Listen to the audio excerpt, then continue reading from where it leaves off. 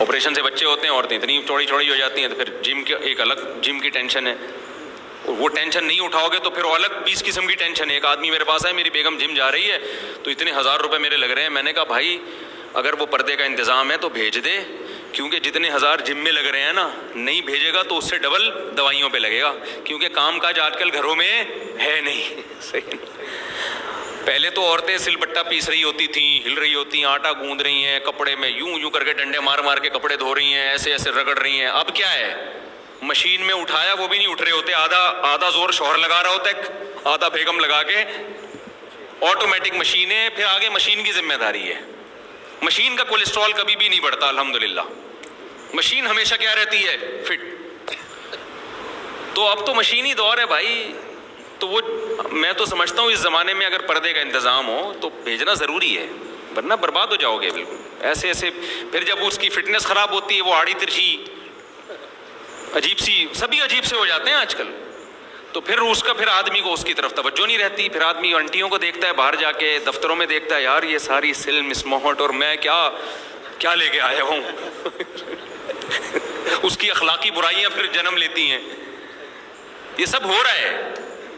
تو بہتر نہیں ہے یار، اب یہ تو نیچر سے تھوڑی کوئی لڑ سکتے ہو، فطرت یہ کہتی ہے کہ ایکسرسائز ضروری ہے۔ اب آپ جتنا بھی دین پہ عمل کر لو، فطرت کبھی بھی چینج نہیں ہوگی۔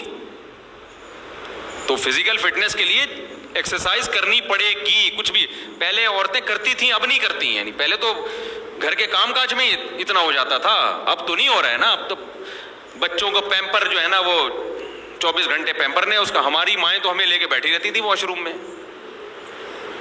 کہ بھئی پیشاب ہوگا تو ہم بچے کو سلائیں گے۔ ہمیں تو پرانا زمانہ یاد ہے اپنا۔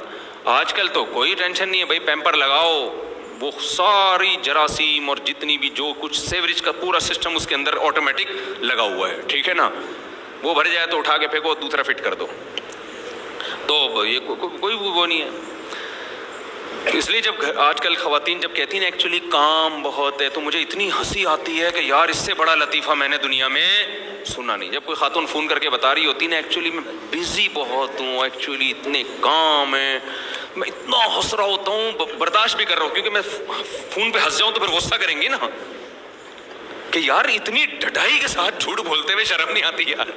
کام کہاں ہے آج کل، کس کے کدھر کام ہے یار آج کل، اللہ سوائے ان خواتین کے جو بیان سن رہی ہیں، وہ بہرحال وہ ان کے بہت سارے کام ہیں۔ وہ پھر غصہ ہوتی ہے، کمنٹس میں اتنی گالیاں پڑتی ہیں نا مجھے نیچے کہ میں کیا بتاؤں، کام ہے ہی نہیں بھائی آج کل گھروں میں، تو ماسیاں کر رہی ہیں سارے کام آ کے۔ متوسط گھرانے کے لوگوں نے بھی ماسیاں رکھی ہوئی ہیں، تو غریبوں کے گھروں میں ہوتا ہوگا، کام وام بہت ہوتے ہیں۔ تھوڑی سی واکنگ ہوتی ہے خواتین کی، وہ بھی ڈاکٹر نے کہا ہوتا ہے پارک کے 1 چکر، تو وہ چکر بھی جا کے دیکھ لو نا۔